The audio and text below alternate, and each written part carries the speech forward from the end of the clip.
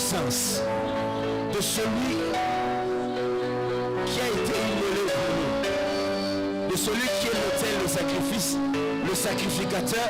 Il est en même temps le tabernacle. Oh my God, il est en même temps l'autel. Magnifique. Oh God. Thank you, Jesus. Tebakas, Nebiranta Rapalinde, Shibelanu Rapilena, Kirakusi Ketemi Pakapos. Merci pour ta présence.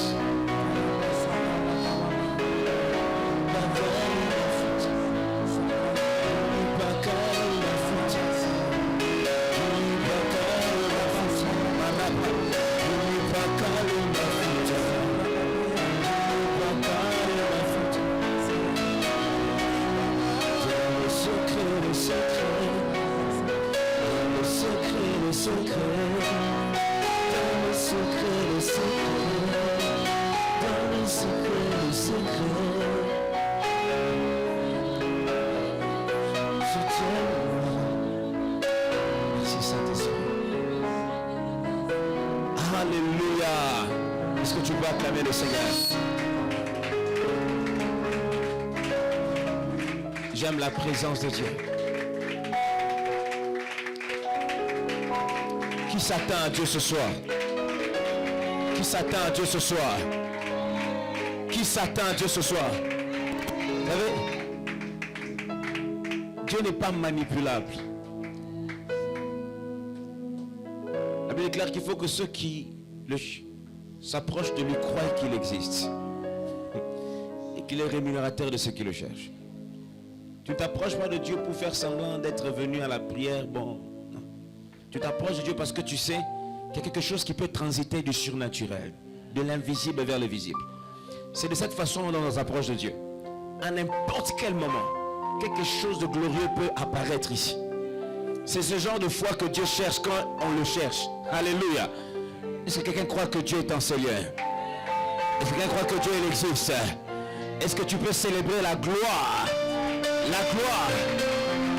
La gloire de celui qui règne dans toutes les sphères du visible et de l'invisible. Il est sacrificateur sur son trône.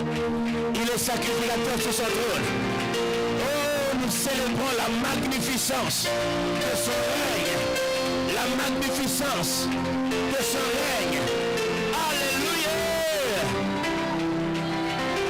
Alléluia.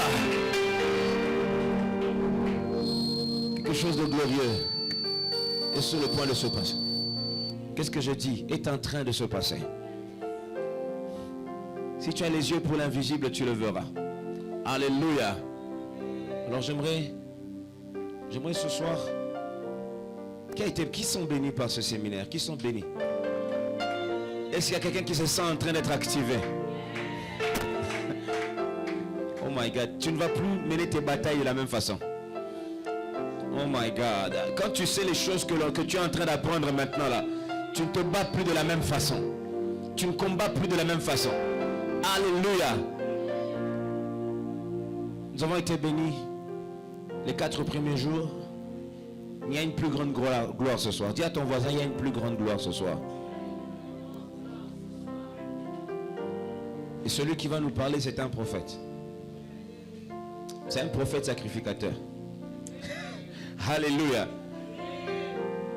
Il n'est pas ici par hasard. On n'est pas ici parce qu'on est amis. Mais il est ici parce que le ciel nous l'a recommandé. Alléluia. C'est quelqu'un que j'apprends à connaître. C'est quelqu'un que j'apprécie beaucoup. Il est intervenu la première fois, c'était pendant le Covid. Et quand je l'ai lu, je me suis dit, Seigneur, il y a encore des prophètes qui ont le cœur de Christ, qui ne prophétisent pas parce qu'ils ont besoin d'une renommée, mais parce qu'ils veulent décharger le ciel sur la terre.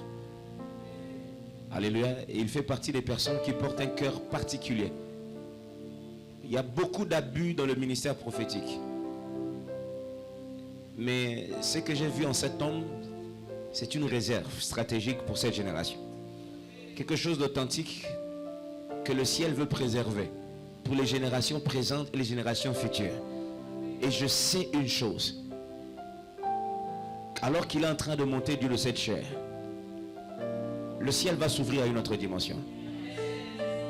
Non pas seulement à cause de la grande grâce qu'il y a sur lui, mais à cause de la saison prophétique que le Saint-Mamie est en train de traverser. Pendant 2 jours, l'homme de Dieu qui l'a précédé a insisté que Dieu va nous envoyer un prophète. Et je suis en train de croire ce soir au nom de Jésus-Christ qu'il a une parole pour toi ce soir. Il dit qu'il a une parole pour toi ce soir. Il va contacter directement tes entrailles spirituelles. Il va ensemencer une parole qui va te permettre de germer et de devenir de devenir une nation en toi-même.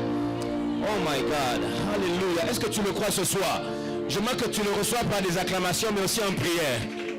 Alors qu'il est en train de s'avancer, je veux que tu le reçoives avec une ouverture d'esprit. Avec une ouverture d'esprit. Oh my God, Abalia. Alléluia.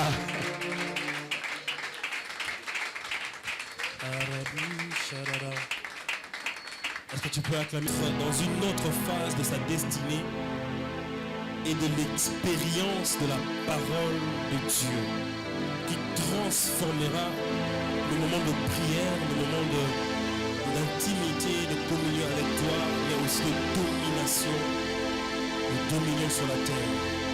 Dans le nom de Jésus, je prie pour une sœur, je prie pour un frère, je prie pour moi-même, pauvre homme que je suis, qu'il te plaise, Seigneur, ce soir, de faire retentir le son de ta voix au-dedans de nos entrailles, afin que cette parole, Seigneur, fasse vibrer nos corps à la fréquence de ta volonté et de ta parole aussi. Car il est écrit, ta parole, ô Dieu, est établie dans les cieux. Père, que cette parole s'établissant et trouve de l'espace qui nous donnera de devenir comme toi et te ressembler un peu plus. Dans le nom puissant de Jésus, nous avons prié. Gloire à toi, Seigneur Jésus-Christ. Je vais lire 2 portions des Écritures. 1 Pierre chapitre 2, le verset 7 au verset 9. 1 Pierre chapitre 2. Nous allons lire le livre de Job. 1 Pierre chapitre 2. 1 Pierre. Si tu peux m'aider à te tenir debout, nous allons honorer la parole. La parole, c'est le commencement. La parole, c'est ça. Nous honorons la parole parce que la parole, c'est le maître, c'est Jésus. Alors, la parole de Dieu déclare, l'honneur est donc pour vous qui croyez. Mais pour les incrédules, la pierre qu'ont rejeté ceux qui bâtissent est devenue la principale de l'angle et une pierre d'achoppement et un rocher de scandale. Ils s'y heurtent pour n'avoir pas cru à la parole. Et c'est à cela qu'ils sont destinés. Mais vous, au contraire, vous êtes une race élue, un sacerdoce royal, une nation sainte, un peuple acquis, afin que vous nous annonciez les vertus, dis-moi s'il te plaît, de celui qui vous a appelé des ténèbres à son admirable lumière. Alléluia. Maintenant, alléluia. Tu es fâché contre moi, c'est moi maintenant. Je n'ai pas encore dit quelque chose. Alléluia. Job, chapitre 38, le verset 33. Après, tu vas t'asseoir. Job. Merci. Job 38, le verset 33. Ici, c'est Dieu qui parle à Job après que Job s'est beaucoup plaint avec ses amis. Alors, Dieu est venu parler à Job. Dieu lui pose une simple question seulement que j'aimerais que tu comprennes. Job 38, 33. Connais-tu les lois du ciel? Règles-tu son pouvoir sur la terre? Connais-tu les lois du ciel? Règles-tu son pouvoir sur la terre? Quelqu'un peut acclamer pour la parole de Dieu? Alors que tu t'assois, tu peux saluer pour moi 2 personnes. Dis-leur bienvenue. J'allais dire bienvenue à Cargo. Excusez-moi, Cargo. Bienvenue à la maison de l'Éternel. Comment un voisin te peut ça bien? Et puis c'est bienvenue. Vous allez relaxer pour parole, vous allez bien ma race. Vous allez relaxer. Alléluia. Dis à notre voisin, on peut s'y mettre, changez voisin dans ce côté. Je suis très béni, très heureux d'être parmi nous ce soir. Après la dernière fois que nous avons été ensemble, je bénis Dieu pour le grand travail qui s'abat en ce lieu. Merci à l'homme de Dieu, le prophète Nathan, un merveilleux enseignant et prédicateur. J'ai suivi tous les enseignements depuis le premier jour. J'ai dit gloire à Dieu, ça sera merveilleux. Merci beaucoup à tous les Sémami, à toi qui es venu aujourd'hui. Tu n'as pas commis l'erreur et tu ne vas pas le regretter. Je prie vraiment qu'à la fin de mon message, que tu ne regrettes pas. Dis-moi un peu, le son est un peu fort. À la fin de mon message, que tu ne regrettes pas d'être venu aujourd'hui. Alors, je serai avec nous aujourd'hui et demain. Alors aujourd'hui, le sous-thème que je vais exploiter, c'est le sacerdoce et les lois spirituelles. Le sacerdoce et les lois spirituelles. Le sacerdoce et les lois spirituelles. Mon message va finir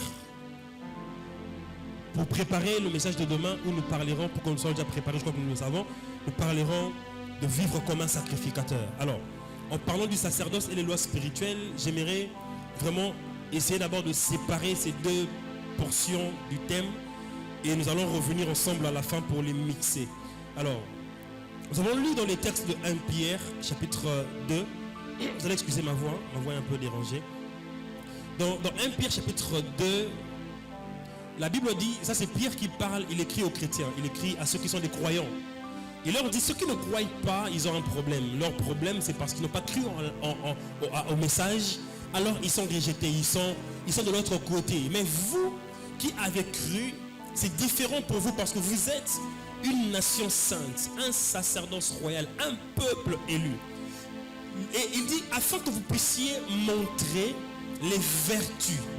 Par là, j'ai compris que tout ce que Dieu fait avec nous dans le royaume de Dieu a pour objectif de manifester quelque chose, d'exprimer quelque chose, de montrer quelque chose. Parce que Jésus a dit aussi, quand on n'allume pas une lampe pour la mettre sous la table, mais on la laisse éclairer.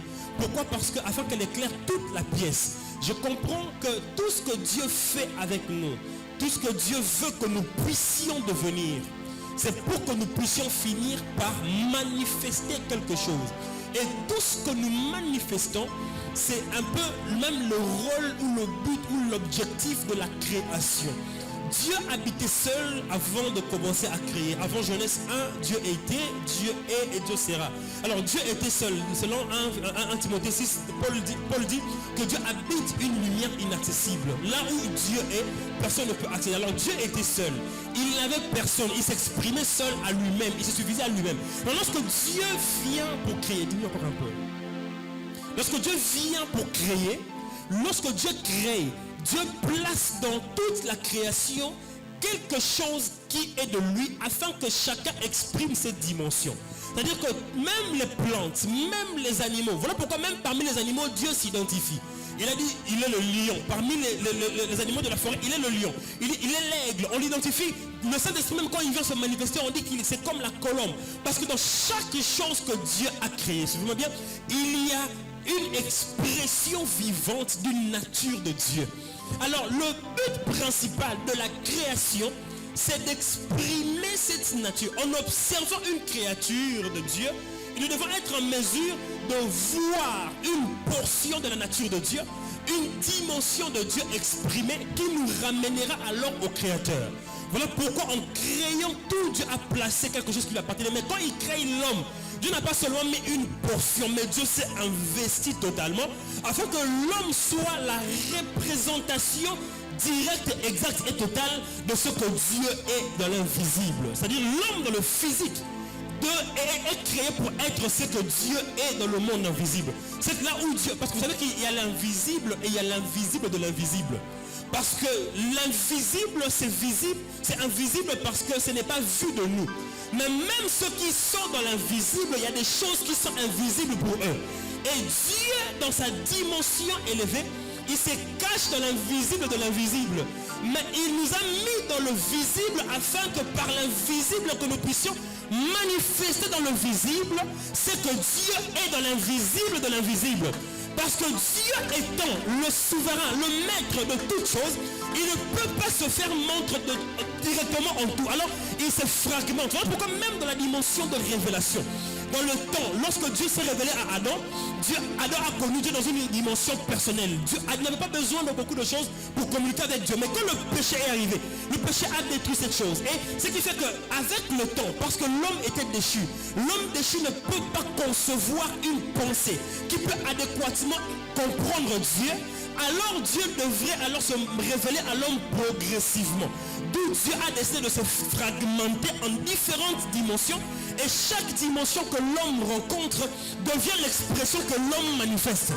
Alors lorsque l'homme a besoin d'une dimension quelconque de Dieu, Dieu se révèle à lui dans cette dimension-là. Ça devient alors l'expression de la nature de Dieu que cet homme a.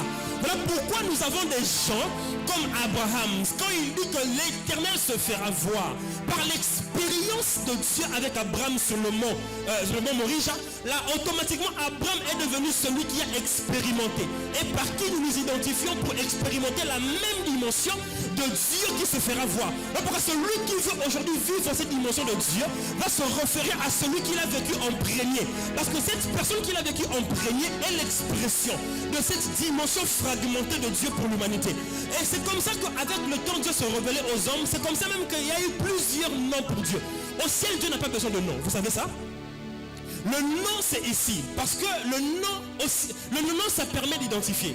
Le nom, ça permet de séparer. Parce que si nous sommes très nombreux que j'ai besoin d'une personne parmi nous, il faudrait que je mentionne un nom pour qu'on puisse séparer. Pourquoi ça arrive de faire un prophète peut dire je cherche Gabriel. Il y a 2 Gabriel. Il faut un autre détail qui permet de savoir séparer. Parce que le nom permet aussi de séparer. Mais lorsque Dieu est avec les autres dieux, Dieu n'est pas de leur catégorie. Alors Dieu est dans sa classe séparée. Quand Dieu n'est pas de la catégorie de tous les autres dieux, eux tous ont besoin des noms pour être identifiés. Mais le Dieu que nous servons, voilà pourquoi avant qu'il ne donne le nom officiel par lequel on devait l'adorer, personne ne connaissait le nom de Dieu. Adam n'avait pas un nom par lequel il parlait avec Dieu. Parce qu'il n'opérait pas avec un Dieu parmi les dieux. Il opérait avec un Dieu dans sa classe à lui-même. Lorsque même les anges disent que tu es saint, c'est pour dire que tu es séparé. Quand ils observent Dieu, Dieu est séparé. Il n'est pas mélangé de tous. Voilà pourquoi la première chose que Dieu dit à Moïse quand il crée le peuple royal dans la pensée de l'Ancien Testament, il dit dans le commandement, tu n'auras pas d'autre Dieu devant ma face. Je ne veux pas que tu me mélanges pour qu'un jour tu penses que je suis comme les autres dieux. Dieu est séparé. Dieu est dans sa classe. Il est à côté. Il est loin. Il est spécial. Alors c'est pourquoi, comme Dieu devait se manifester aux hommes, la seule manière par laquelle les hommes devaient se lier à un Dieu qui est séparé d'eux, c'est par un nom. Parce que le nom devient alors le transporteur qui permet aux hommes d'identifier exactement le Dieu qu'ils veulent trouver. Parce que la dimension céleste, Dieu est séparé, il n'y a pas de mélange avec notre Dieu. Alors on n'adore pas Dieu par rapport à quelque chose qu'il fait ou qu'il a. Non, on adore Dieu parce qu'il est, et il est ce qu'il est. Mais dans la dimension physique, parce que pour atteindre Dieu, il y a tellement de barrières, il y a tellement de dieux, il faut qu'il y ait alors un identifiant qui devient le véhicule officiel, par lequel celui qui prie Dieu identifie le vrai et le correct Dieu. Alors c'est comme ça que Dieu qui est venu sur la chair a reçu un nom, et par lequel devant ce nom tout genou fléchit. Deux êtres qui sont au ciel, sur la terre et sous la terre, et toute langue, pour que les hommes de toutes les langues, les hommes de toutes tribus puissent être en mesure d'identifier le Dieu véritable. Au milieu des faux dieux, au milieu des dieux que nous créons, au milieu des égrégores, mais nous avons un Dieu qui est séparé, et la voix officielle de l'atteindre, c'est la voix du Christ Jésus. Attends, monsieur. Alors, qu'est-ce qui se passe lorsque Pierre parle à son peuple, le peuple de Dieu? Il leur fait comprendre que vous êtes différents parce que vous appartenez à un Dieu différent.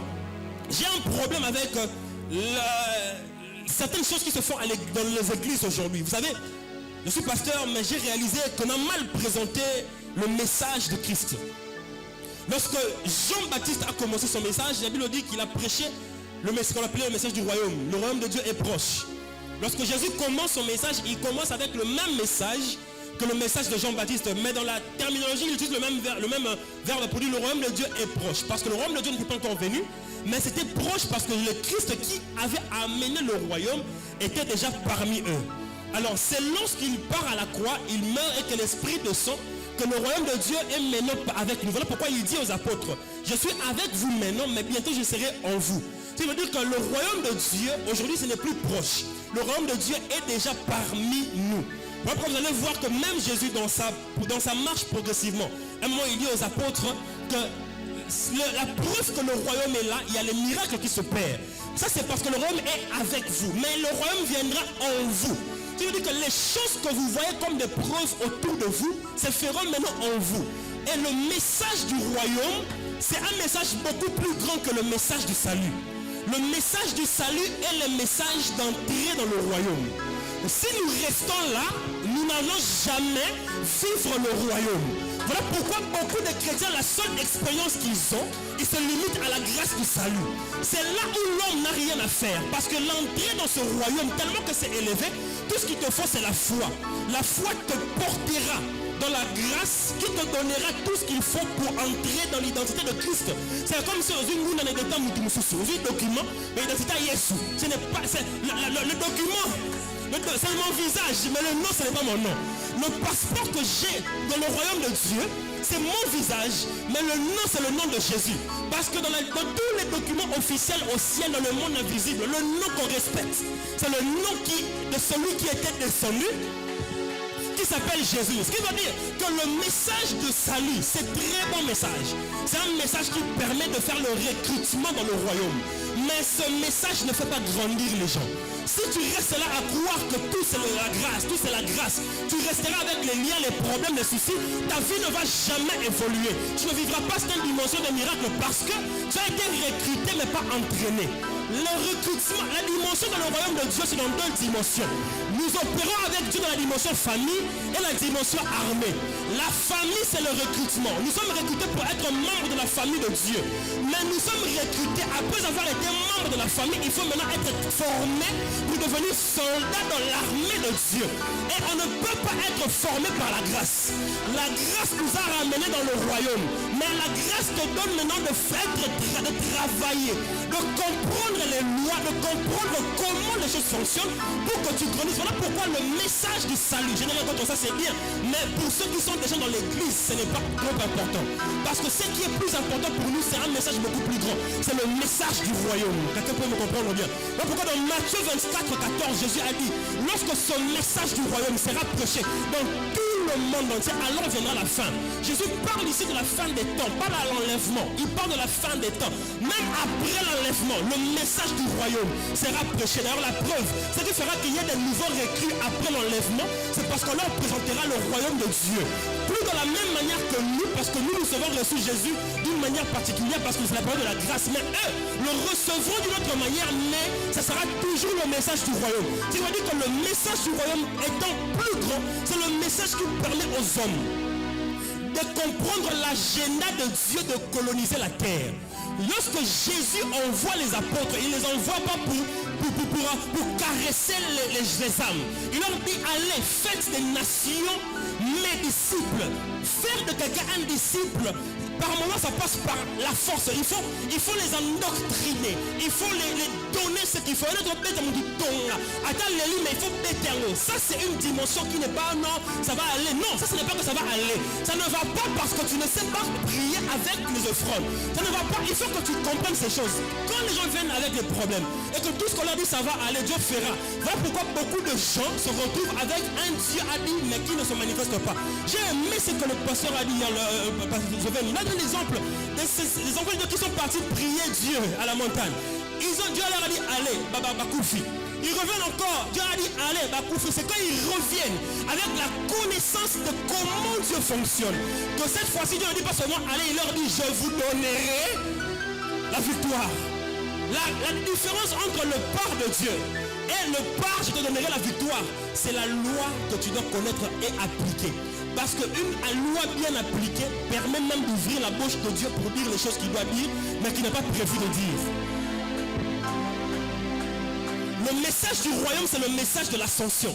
On ne peut pas fonctionner dans le royaume sans comprendre comment le royaume fonctionne. Et si on ne veut pas comprendre le royaume, c'est qu'il veut dire qu'on doit comprendre un royaume est constitué de quoi? C'est un roi et ce sont des lois.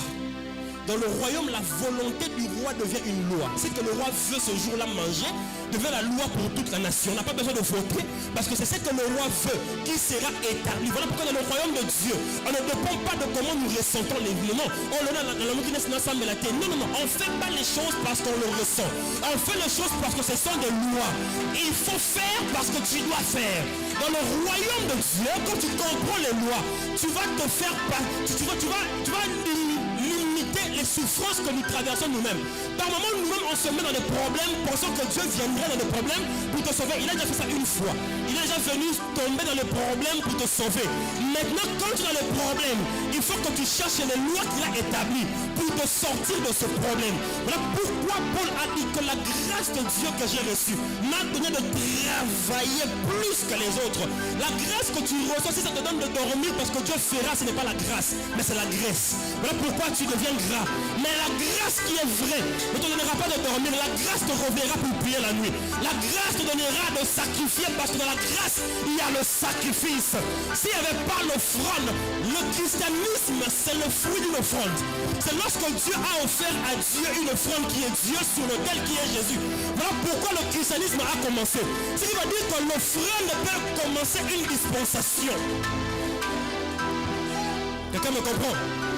La vie, oh my God, la vie est spirituelle. Voilà pourquoi, homme de Dieu, pour dominer sur la... Tout le monde ne domine pas. Pourquoi? Pourquoi tout le monde, tous les chrétiens, on a l'impression comme si beaucoup de chrétiens sont plus des victimes que des gens qui contrôlent.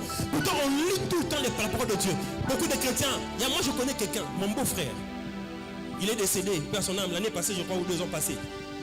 Dimanche, il était souffrant. Dimanche matin, il a répété, parce que moi, dans mon église, chaque fin de culte, on répète quelques versets.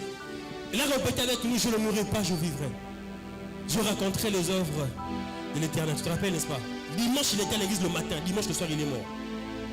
Où est partie la confession? Ce sont des choses qui ont troublé ma foi.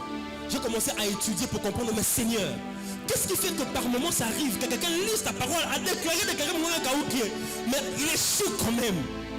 C'est comme ça que Dieu m'a dit, c'est parce que les hommes ne comprennent pas les lois, comment les choses fonctionnent. C'est un peu comme, moi j'ai évolué un peu en Afrique du Sud. Là-bas, les volants droites qu'on a ici, c'est ça les volants qu'on a là-bas. Parce que là-bas, on conduit à gauche et non à droite. Ici, on conduit à droite, mais les volants doivent être volants gauche. Alors, si tu viens de là-bas, toi tu conduisais à gauche, tu viens ici parce que c'est la voiture, parce que c'est le volant droite comme là-bas. Tu veux conduire ici comme là-bas, tu vas faire quoi? Accident, on va t'arrêter. On va te dire, mais ça ce n'est pas comme ça. Non, mais on conduit comme ça. Non, ici, il faut connaître les lois. La première des choses qu'un enfant de Dieu doit faire, après avoir accès dans le royaume, c'est chercher comment ça fonctionne ici. Si c'est que tu cherches, c'est qu'est-ce que je peux avoir dans ces royaumes, les mariages, le travail, tu as été annoncé un mauvais évangile. Le vrai évangile, quand tu entres dans le royaume, commence à te préparer pour que ta vie soit maintenant similaire à ce que Dieu a prévu pour la vie de ceux qui sont dans le royaume. Alors, voilà pourquoi il faut connaître les lois spirituelles. Mon message commence. Alléluia. Alléluia. Allez, je vais pour la parole de Dieu. Tu seras béni ce soir. Les lois spirituelles. Il faut connaître les lois. Si tu ne connais pas les lois, tu ne peux pas opérer. Si tu ne connais pas les lois, tu ne peux pas dominer. Les esprits qui tourmentent les vies des gens, tourmentent les vies des gens légalement souvent. Je peux dire légalement, illégalement. C'est-à-dire, ils sont illégaux. Mais parce que toi, tu ignores la loi, alors ils ont une légalité sur toi. La Bible dit que mon peuple périt faute de connaissance. Être peuple de Dieu, appartenir à Dieu ne t'exempte pas de périr. Tu peux être là, tu meurs de la maladie du cancer.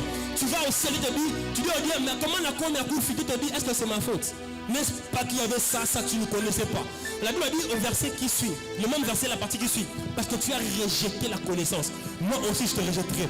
Je me suis posé la question, comment les gens ont rejeté la connaissance? C'est parce que les gens veulent se limiter qu'aux choses qui sont des laits. Pierre a dit aux chrétiens que désirer comme le lait, désirer comme des nourrissons, le lait de la parole pour grandir. Il dit comme des nourrissons. Quand tu es nourrisson, désire le lait. Mais dès que tu n'es plus nourrisson, ne désire plus errer, refuse qu'on te dise chaque fois arrête de pécher. Parce qu'à un moment, ça arrivera. Quand on te dira arrête de pécher, mais la loi du péché agit en toi, tu ne sais pas comment t'en sortir. Or, ce qui change la loi, c'est une autre loi. Il faut comprendre maintenant la loi de l'esprit et de vie, comment ça fonctionne dans un corps humain pour chasser la loi du péché. Il y a des gens que j'ai rencontrés qui m'ont dit en pleurant, j'ai fait tout maintenant pour dire que beauté. Et c'est parce que tu ne connais pas la loi de l'esprit et de vie. Tu lis ça, mais tu ne sais pas comment ça fonctionne. Alors la loi du péché est en train de te malmener. Pour dominer sur la terre, il faut être soutenu par le monde spirituel. Et le monde spirituel ne te soutient qu'à la limite des lois établies par Dieu.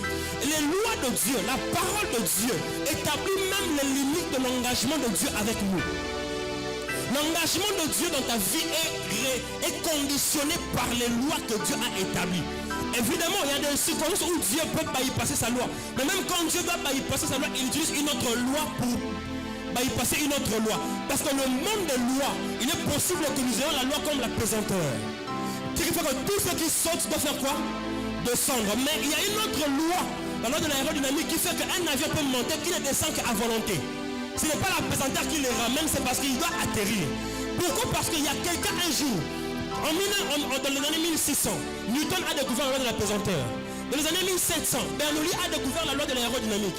Et au début des années 1900, les frères Wright ont mélangé la loi de pesanteur, la loi de l'aérodynamique pour créer l'avion. Les lois c'était déjà là. Mais les hommes ne voyageaient pas par avion. Pourquoi? Parce qu'ils étaient ignorants de ces lois. Dès que nous connaissons la loi de pesanteur, comment ça fonctionne, ça limite tout le monde. Mais c'est possible d'avoir une autre loi qui peut bypasser la pesanteur. Alors tu vivras au-dessus de ces lois. Quand dans la famille il y a des lois qui pèsent sur toi, c'est que tu dois chercher, c'est connaître, y a-t-il pas d'autres lois? Y a-t-il pas quelque chose d'autre qui peut faire en sorte que je vive comme si Satan n'existait pas? C'est possible de vivre ta vie comme si les démons n'existaient pas. Parce que partout où ils partent, ils sont régis par des lois. Mais si toi tu peux en fonctionner avec des lois supérieures, crois-moi, tu vas vivre au-delà des liens, au-delà des problèmes. Mais le problème c'est que nous sommes ignorants des lois de Dieu. Dieu a créé toutes choses sur la terre avec un modèle invisible. Voilà pourquoi nous sommes environnés de tellement de lois. Tellement de lois. Même lorsque les sociétés sont en train d'être construites, on établit des lois. Pourquoi? Parce que les lois établissent le bon fonctionnement d'une société. Une société sans loi ne peut pas bien fonctionner. Alors il faut qu'il y ait des lois. Voilà pourquoi même l'État congolais, de fois on dit au Congo, les juristes disent le problème du Congo ce sont ces lois. Parce qu'il y a des lois qui ont été créées pour avantager un groupe de personnes. Et lorsqu'ils ne sont plus au pouvoir, les mêmes lois commencent maintenant à être dans leur désavantage. Parce que le monde spirituel, vous réaliserez avec moi qu'un politicien c'est un sacerdotal. Parce qu'un politicien c'est celui qui a un député, c'est celui qui crée des lois. Et quand tu crées des lois, tu es en mesure de l'utiliser à ton avantage ou à ton désavantage. Ce qui fait que quand tu combats un homme de sacerdoce, il peut savoir quelle loi créer pour le rendre légal pour te faire du mal. Il y a une situation, il peut y avoir des moments où, lorsque deux personnes sont en train de se combattre, que l'un fasse du mal à l'autre, mais devant Dieu ce n'est pas le mal qu'il a fait parce que ça a été dans les lois établies. Voilà pourquoi vous allez voir, même dans la nature des esprits, il y a des esprits qui sont identifiés comme des anges, mais qui font du sale boulot. Je les appelle les sales boulots de Dieu. La Bible a dit, quand Dieu parle à Moïse, il dit à Moïse que moi je passerai en Égypte, là où je verrai le sang, je ne vais rien faire. Mais quand vous lisez dans Hébreu, on dit que c'est l'ange de la mort qui était entré. Il dit que quand Dieu passait, il était avec l'ange de la mort. Dieu voit, il ne dit pas ici, à côté. Il dit qu'il y avait un ange. On n'a pas dit un démon de la mort, on n'a pas dit un ange déchu. C'est un ange qui est soumis à Dieu, mais qui tue. La Bible parle d'un ange qui tuait en Israël, qui est même parti, un autre est parti tuer les Assyriens. Toute la nuit, plus de 400 000 personnes. Un ange, pas un démon, excusez. C'est-à-dire qu'un ange qui fait du mauvais travail. Nous, on peut dire qu'il n'est pas le tuer, il fait du sale. Non. L'acte que nous posons, tant que c'est dans les limites de la loi, où c'est légalisé par la loi, ça change directement sa connotation et son justificatif dans le monde spirituel. Ce qui fait qu'il y a des esprits qui sont avec Dieu, mais ce qu'ils font ne sont pas bien. Ça ne fait pas qu'ils sont des bonnes personnes, mais c'est plutôt de mauvaises personnes. Ce qui fait d'un esprit bon ou mauvais, ce n'est pas ce qu'il pose comme acte, mais c'est la loi qui soutient cet acte et l'esprit sur lequel il est soumis. Un esprit soumis à Dieu peut être envoyé La Bible dit qu'un jour, Dieu voulait apporter la confusion. Et un esprit s'est proposé d'apporter l'erreur. Dieu a dit, qu'est-ce que tu vas faire? Comment tu le feras? Il a dit, quand j'ai lisé cette partie de la Bible, ça m'a rappelé Esaïe qui s'est proposé, qui a dit, Seigneur, envoie-moi. Pour Esaïe, avant de l'envoyer, il fallait que Dieu le purifie. Parce que Esaïe est un esprit humain qui doit fonctionner pas seulement pour accomplir ce que Dieu veut, mais manifester la nature de Dieu. Mais l'esprit qui s'est proposé comme esprit d'erreur, Dieu a dit vas-y. Il a dit que je placerai un esprit d'erreur. Il a dit que cet esprit en ce moment-là était légal de fonctionner dans l'erreur.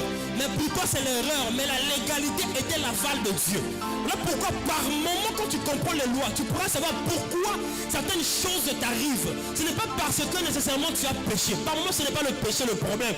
Par moment c'est parce que tu n'as pas compris comment certaines choses fonctionnent dans le royaume de Dieu et autour de toi. Voilà pourquoi un enfant de Dieu qui doit grandir dans la connaissance de la loi de l'Éternel. Quelqu'un me suit bien? Et les lois représentent Dieu. Les lois représentent Dieu pour faire respecter de l'ordre. La Bible dit que Dieu plaça le soleil, la lune et les étoiles pour marquer les temps, pour marquer les saisons, pour séparer la nuit et le jour. C'est-à-dire qu'ils sont là, ils sont marqués. Et il y a un fonctionnement qu'ils ont qui font en sorte qu'ils puissent faire fonctionner les choses correctement.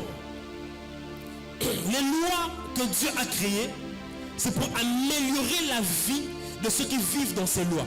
Mais le dit, il a fait de nous un royaume de sacrificateurs, de prêtres rois. Pourquoi on associe le sacerdoce à la royauté? Tu ne peux pas régner, impossible. Montre-moi un roi qui règne sans les hommes spirituels. Il n'y en a pas. Si lui-même n'est pas très spirituel, il doit avoir les hommes spirituels autour de lui. Je disais quelqu'un l'autre fois, la richesse, ça n'a rien à voir avec la spiritualité. Parce que toute spiritualité, au départ, toute spiritualité ne produit pas la richesse. Parce qu'une spiritualité qui produit la piété, une autre qui produit la force, l'énergie. Mais impossible d'avoir la richesse sans la spiritualité. Je ne parle pas d'avoir l'argent, la richesse. Aucun homme riche de ce monde ne connaît pas la spiritualité. Eux tous parlent de la méditation, eux tous parlent des choses spirituelles. S'ils ne sont pas dedans, ils sont des gens très proches. Chaque fois qu'il y a un problème au niveau de la royauté, le premier secours vient du sacerdoce. Voilà pourquoi quand le roi était troublé, il a cherché d'abord à appeler les magiciens. Amenez-moi d'abord un système de sacerdoce qui m'explique c'est quoi que je suis en train de voir dans mon sommeil. Parce que la royauté peut être troublée, mais ce qui maintient la royauté des rois, c'est la présence sacerdotale autour de lui. Si tu n'as pas un homme du sacerdoce dans ta vie, il y aura un sacerdoce. Parce que ni Yomoko, ni Moutou, aucun manavion, par le monde là partout, un homme qui connaît le sacerdoce, il peut m'avoir, pourquoi vous allez voir, quelqu'un peut être au village, mais il manipule les choses, qui poursuit les gens aux États-Unis. C'est quoi le lien? Le sacerdoce. Alléluia. Alléluia.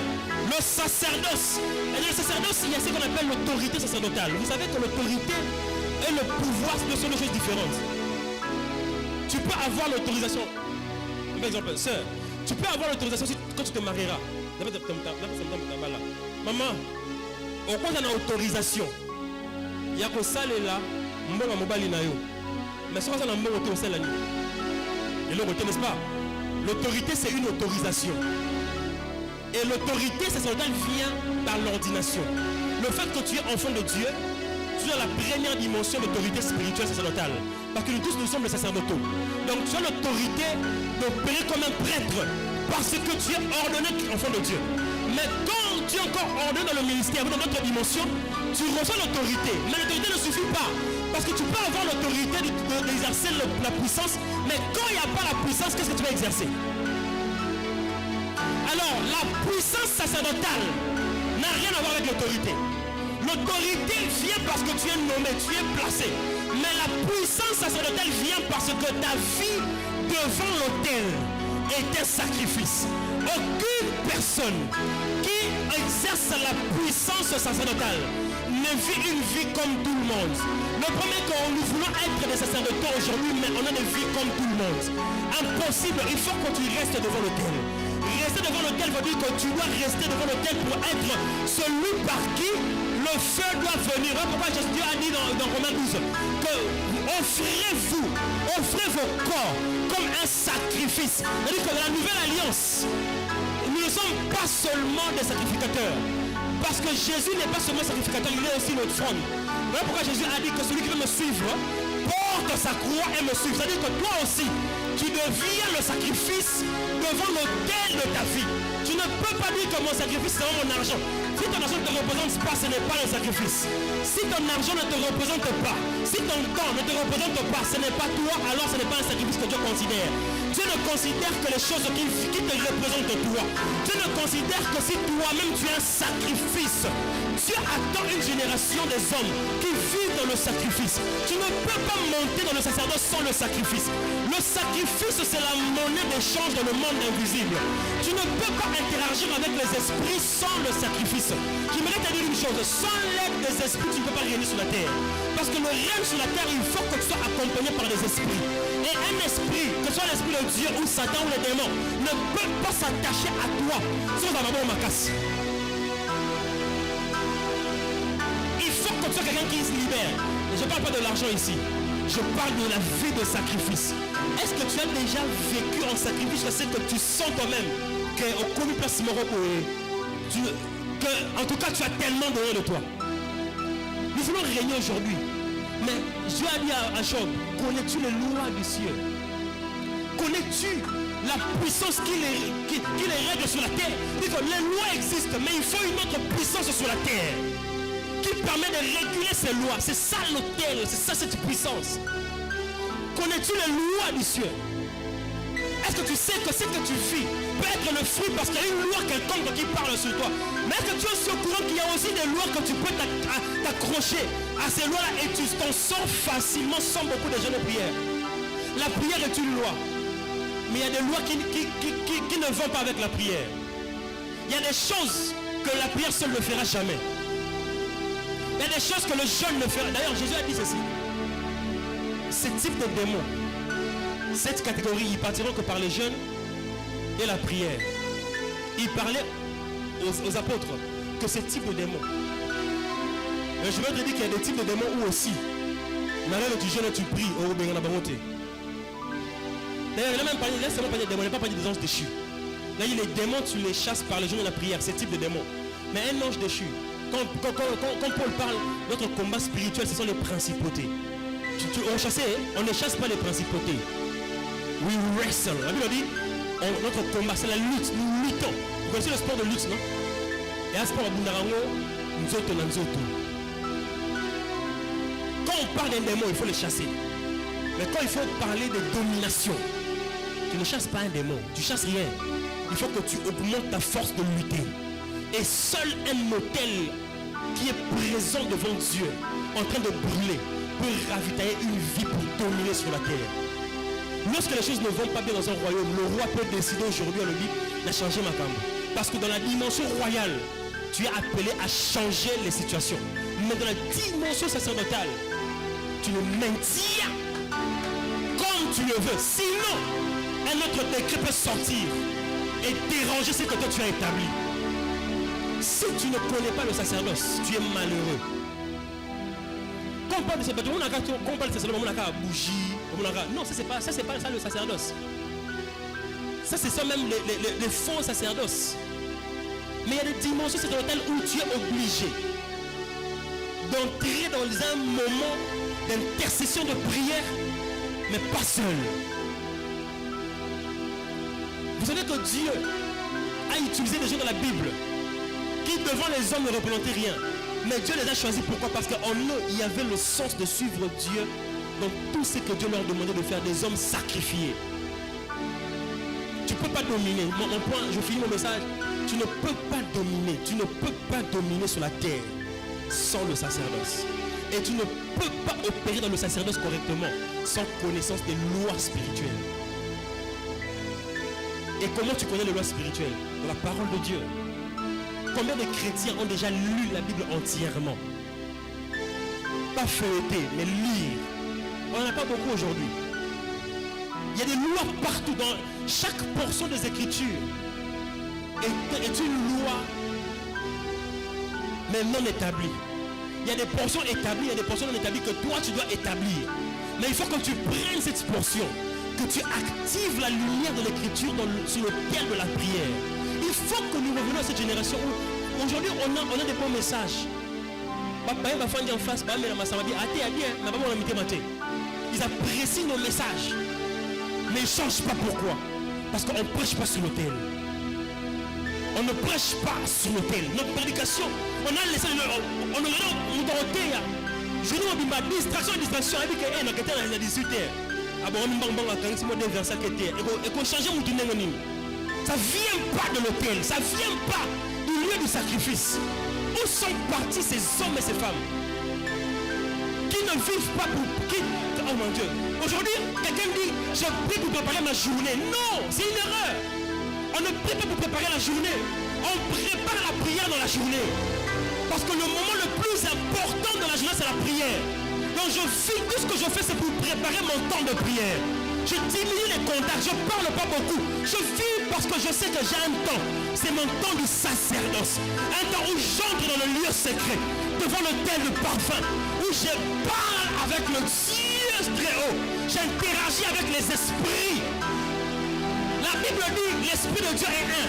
Mais on parle de 7 esprits de Dieu. Ils viennent d'où? Il est un mais il est multiple. Mais comment tu vas interagir avec un esprit qui est multiple si toi, tu ne sais pas vivre dans le sacrifice et dans la dimension sacerdotale? Comment tu vas avoir des idées qui changeront ta famille? Comment tu vas rêver les vrais rêves? Où on ne te poursuit pas, mais où Dieu te montre, t'enseigne les voies à suivre pour sortir ta famille de la pauvreté. Si tu ne vis pas dans le sacrifice, même parler à l'église pour toi, c'est un problème. Même parler prier, c'est un problème. Tout ce que tu dois faire pour Dieu, c'est un problème. Non, tu ne peux pas dominer sur la terre. Tu ne connais pas les lois spirituelles. Tu ne connais pas les lois. La Bible, Dieu n'est pas sentimental. Dieu suit la voie de la loi. Lorsqu'il y a une loi quelconque, c'est ce que Dieu respecte. Dieu ne respecte pas les hommes. Dieu respecte les hommes de loi. Dieu ne respecte pas les hommes parce qu'il les aime. Dieu a dit à David, l'homme dans mon cœur, pourquoi? Malgré qu'il était un homme de péché. David savait malgré, d'abord quand il péchait, il revenait à Dieu. Pardonne-moi, pardonne-moi. Mais à part ça, c'était un homme du sacerdoce. Il connaissait les lois. Il a dit que Dieu m'a signé qu'il fait pas s'offrande. Pour ange à l'homme la épée. Dieu ne peut pas dire ange à l'homme la famille, la bino, la ganzambe, ange à l'homme. Parce qu'il y a une loi qui remet l'épée de l'ange dans son fourreau. La loi, c'est le sacrifice. Va à l'autel. Donne quelque chose à Dieu. Sacrifie quelque chose. Parce que dans le monde spirituel, il faut perdre pour gagner. Il faut perdre, il faut donner pour recevoir. Il est écrit, il y a plus de joie à donner qu'à recevoir. Parce que dans le monde spirituel, on ne gagne pas en recevant, on gagne en perdant. Il faut perdre, il faut donner. Pourquoi Christ a dit, quelle grande joie, c'est de donner sa vie pour ses frères. Il faut que tu perdes. Qu'est-ce que tu as perdu pour Dieu cette année? Qu'est-ce que tu as perdu pour Dieu cette année? Alors tu veux dominer avec Dieu, on va régner. Le règne n'est pas pour ceux qui sont dans la maison de Dieu. Parce que même dans la maison d'Abraham, il y avait Éléazar. Mais Dieu a dit pas lui. Tu peux dans la maison de Dieu, mais tu n'es pas en train de régner. Le grand frère du fils prodige était dans la maison, mais il s'est comporté comme un serviteur. Il ne connaissait pas les lois. Quand le fils prodige va aider papa, maman, au sein de la fête, le père lui dit, toi tu es là, est-ce que j'étais déjà interdit? Est-ce que si je me rends au bac, mais tu ne connais pas les lois spirituelles. Venir à l'église ne changera pas ta vie. Aller à l'église ne changera pas ta destinée. Ce qu'on t'a volé ne se quittera pas parce que on ligne. Le désir est une dimension qui ne fonctionne que dans le monde astral. Je vous explique une chose, même prochainement. Dans le monde spirituel, il y a des dimensions. Même le monde astral existe. C'est le monde des sentiments et des émotions. Voilà pourquoi la sorcellerie fonctionne beaucoup avec les émotions des gens. Ceux qui ne gagnent pas bien, parce qu'ils entrent par les émotions. C'est ce qui alimente le monde des astres, le monde astral. Les souhaits ne se si tout le monde voulait vivre par ses souhaits, personne ne serait pauvre. Personne ne veut vivre pauvre. Qui aime la pauvreté? Qui aime la maladie? Mais les gens meurent avec la parole de la bouche. Et puis on dirait la voix de l'autel. Quand ça ne passe pas par l'autel, Dieu ne peut pas écouter ce qui ne vient pas de l'autel. Sacrifie encore. C'est le sacrifice, le sacerdoce. Est-ce que me demande sacerdoce ça? Quelqu'un aime le sacerdoce ici? Si tu n'aimais pas, moi je vais te faire aimer le sacerdoce. Le sacerdoce, c'est la seule voie officielle d'interaction avec le monde invisible. tu peux communiquer avec eux par appel, par vidéo, peu importe, mais par un hôtel. C'est la seule adresse officielle où Dieu peut descendre et monter. Que l'hôtel. 2 fois on a vu Dieu. Oh my God. J'ai même dit que le jour où Jésus sort de la rivière, après son baptême, ça veut dire que le ciel s'ouvre, l'Esprit de Dieu descend sur lui. Et une voix se fait entendre. Mais est-ce que vous savez que quand Jésus se trouve à cet endroit-là, il est avec Jean-Baptiste dans l'eau. Et quand ils sont dans l'eau, le ciel s'ouvre, l'Esprit descend. Mais ce n'est pas le premier rendez-vous dans l'eau. Parce que lorsqu'ils étaient dans le ventre de leur maman, celui-ci dans le ventre de Marie, l'autre dans le ventre d'Élisabeth, on a maille à l'ibounou, bakuta to aliboso, bakuta na molimo kiti, la case de Bumbakadri remplie du Saint-Esprit. Alors quand ils se rencontrent pour la 2e fois dans l'eau, mais c'est quoi cette fois-ci? C'est différent. Quand Jean est dans l'eau, Jean regarde Jésus. Il dit voici l'agneau de Dieu. Jésus vient dans l'eau comme l'agneau. Qu'est-ce que l'agneau fait dans l'eau? L'agneau ne va jamais dans l'eau. Ah, que ça, il n'a qu'à sa maille. Oh, la Bible dit dans le livre de Josué, quand ils ont traversé le Jourdain, Dieu a dit à Josué, place un autel, prends 12 pierres qui représentent les enfants d'Israël. Place ça dans le Jourdain, ça restera comme un souvenir. Et lorsque Jean se trouve sur l'autel de Jourdain, il regarde, il cherchait l'agneau qui doit monter sur cet autel. Parce que depuis que Josué a placé ça, on n'a jamais mis une offrande dessus. Alors l'autel de Jourdain réclamé. La Bible dit qu'il cherchait l'offrande. Quand il voit, il dit voici l'agneau de Dieu. Et quand Jésus est l'agneau qui entre dans l'autel, il entre dans l'eau. On le sacrifie, ça me rappelle maintenant lorsque Élie a dit mettez de l'eau sur l'autel, parce que l'eau et l'autel peuvent être compatibles avec le feu. Parce que l'eau sur l'autel ravitaille l'offrande. Le feu vient attester l'offrande. Donc l'eau n'a rien à voir avec le feu sur l'autel. Pourquoi quand Jésus entre sur l'autel, si tu veux vivre en feu, vis sur l'autel. Vis sur l'autel. Lève ta main droite avec moi.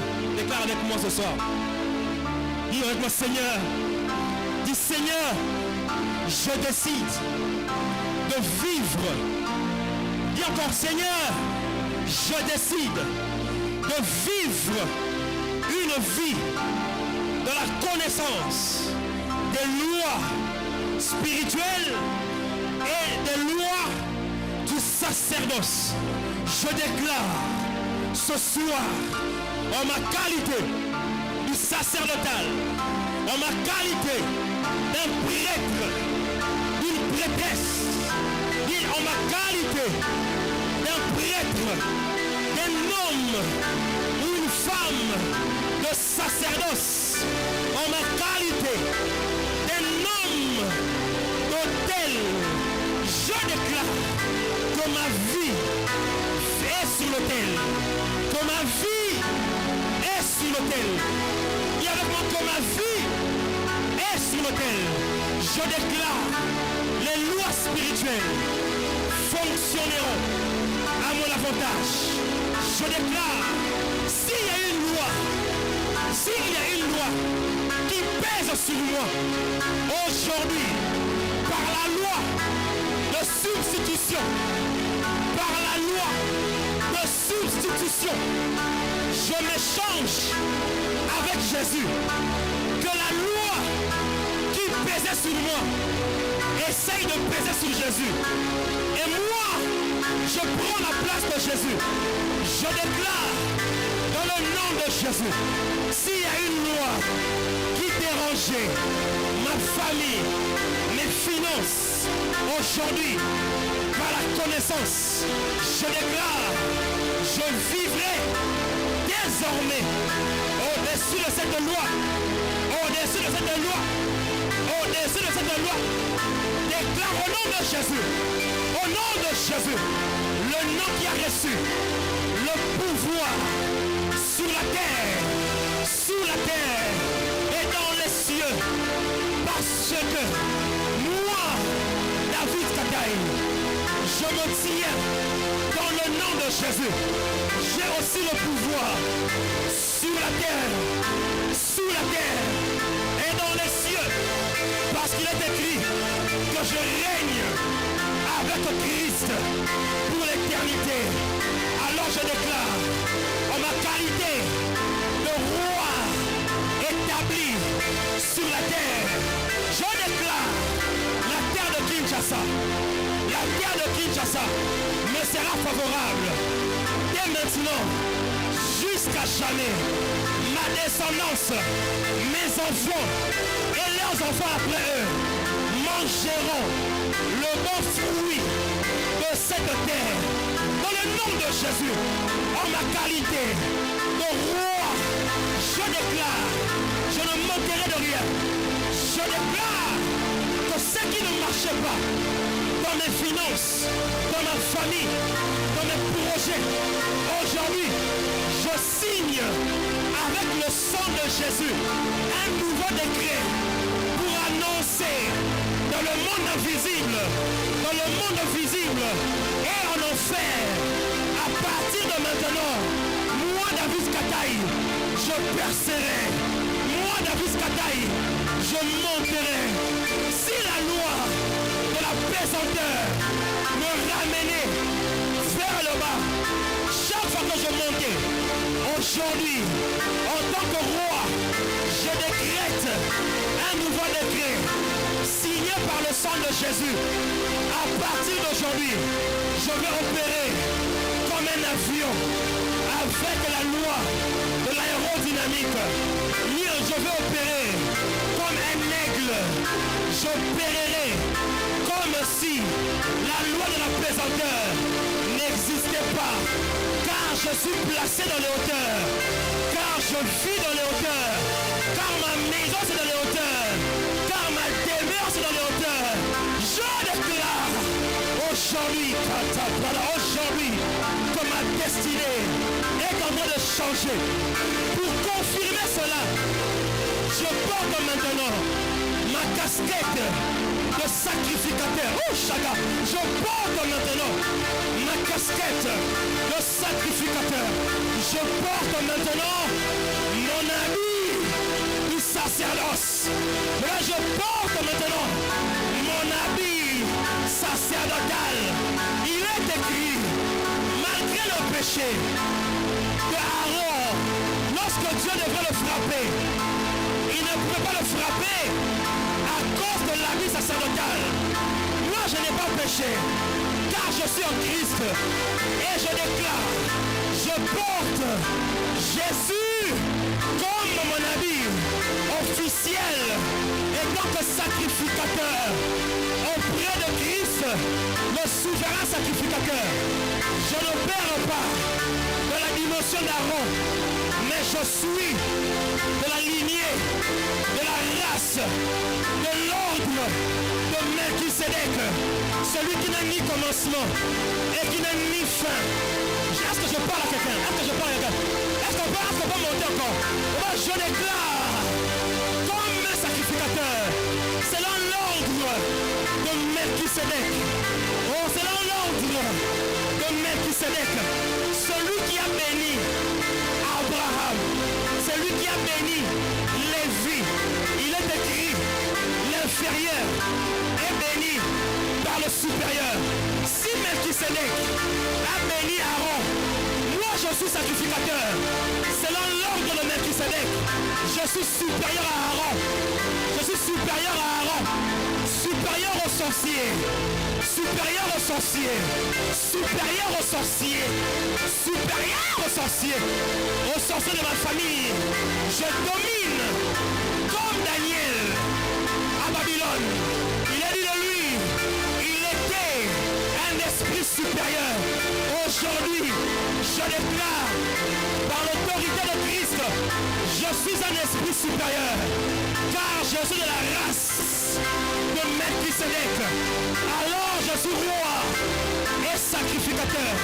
Je conditionne la terre de Kinshasa, la terre du Congo, de m'obéir, de me faire du bien, de me donner le meilleur. Je déclare au nom de Jésus, tout celui qui a été envoyé dans ma vie, par le monde des ténèbres, rentre d'où il vient, rentre d'où il vient, il rentre d'où il vient. Je déclare, tant que je vivrai, on ne peut pas me piéger et ma voix. Je déclare dans le nom de Jésus, à Kinshasa, je suis béni. À Kinshasa, je suis béni. Le sacrifice que je suis sur l'autel va alléger, va adoucir la terre de Kinshasa. Je vais percer, je vais monter, je vais monter. Il est écrit dans ta parole, mon serviteur montera, il sera élevé, il montera encore.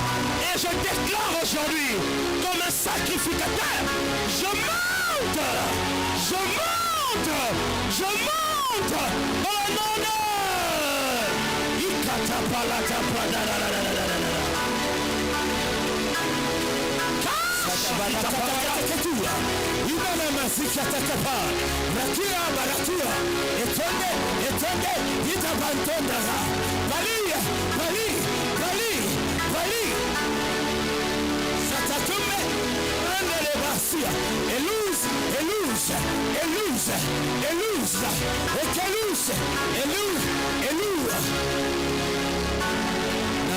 Mazuri ya bosi belunge sekebanzi vilunge lekatia kapalas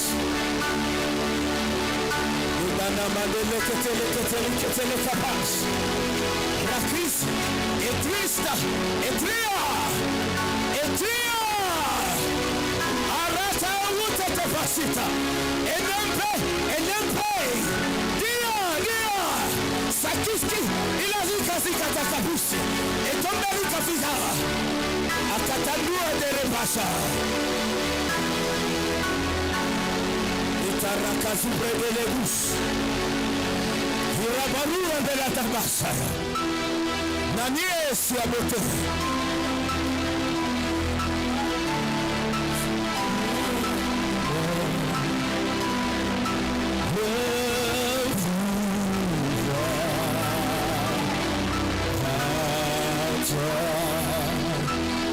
Passa taketo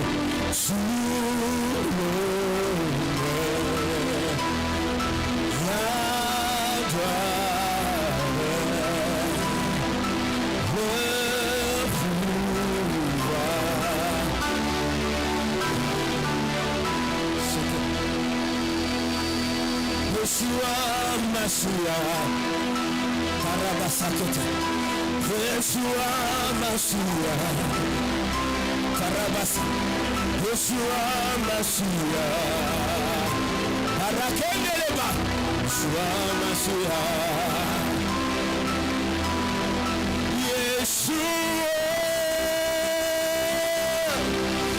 Mashiach Kosina Yuda Baraba Omobikisi Barakateletu Yeshua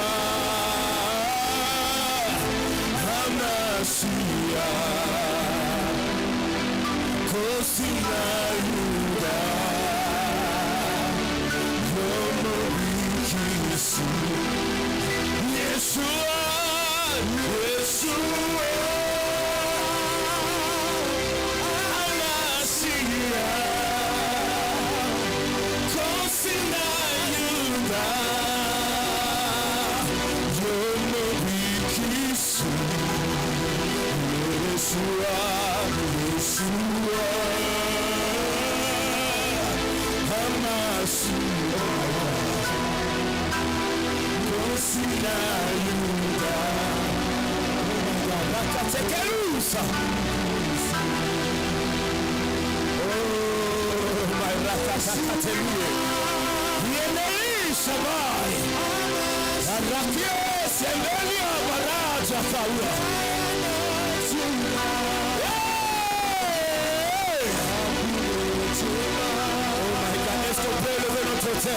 Est-ce qu'on peut lever notre frère?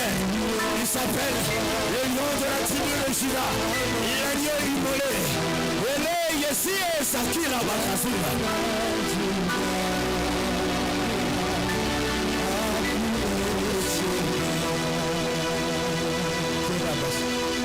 Yeshua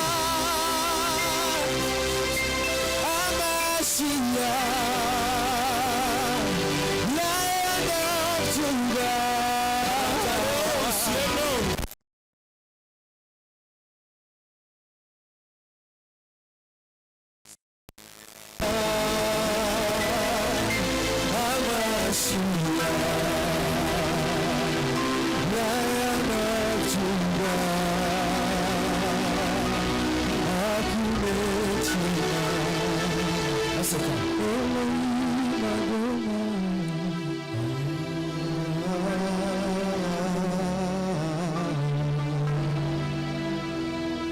Le ciel est dégagé.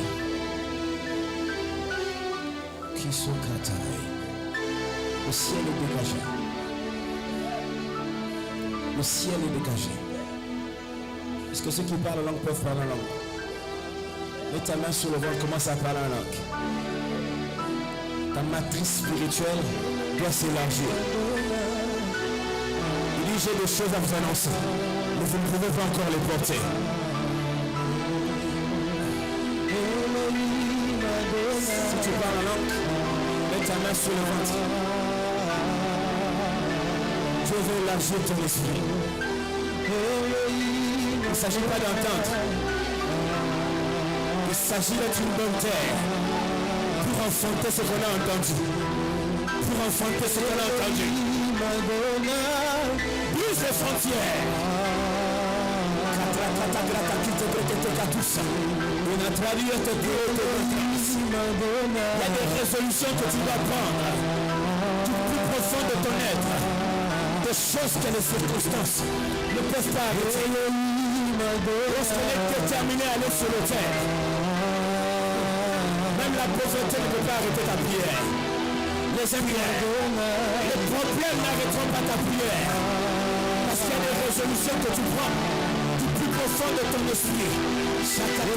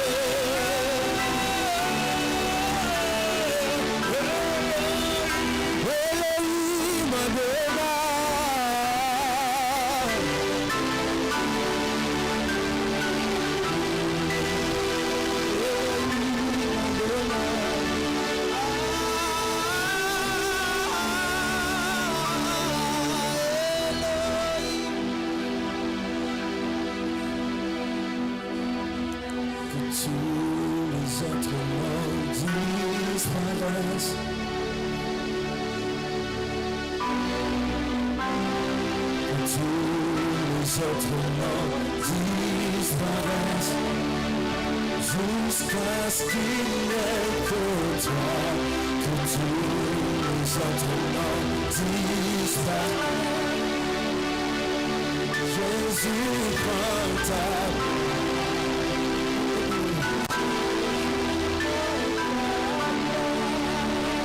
que tous les autres noms disparaissent, tous les autres noms disparaissent.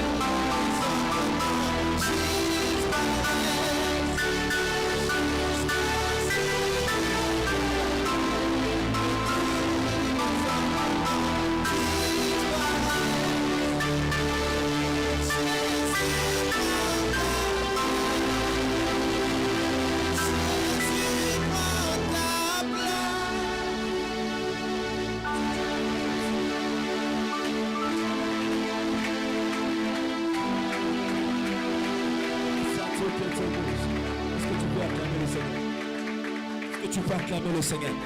Ta façon de célébrer la parole de Dieu, de célébrer Dieu m'étonne. Est-ce que tu peux acclamer le Seigneur? Est-ce que tu... Oh my God.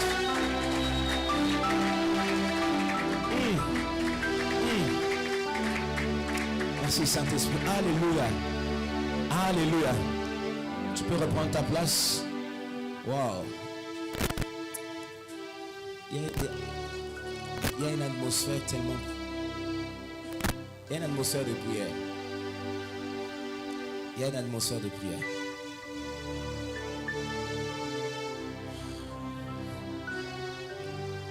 Oh my God. Merci Saint-Esprit. Oh my God. Mais on court après le temps. Est-ce que tu peux préparer ton offrande? Alléluia. Prends ton offrande. Quelqu'un a été béni ce soir. La charge est très lourde. Hein? Karabasakatos. Oh my God. Demain, s'il te plaît, viens à temps. C'est notre dernière soirée. Dernière soirée.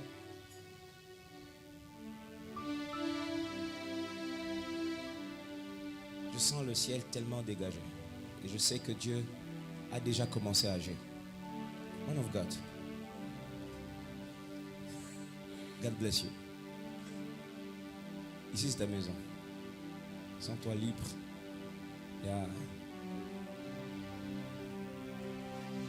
Demain, je sais qu'il aura tout le temps d'opérer comme dans son élément. Alléluia. Amen, amen.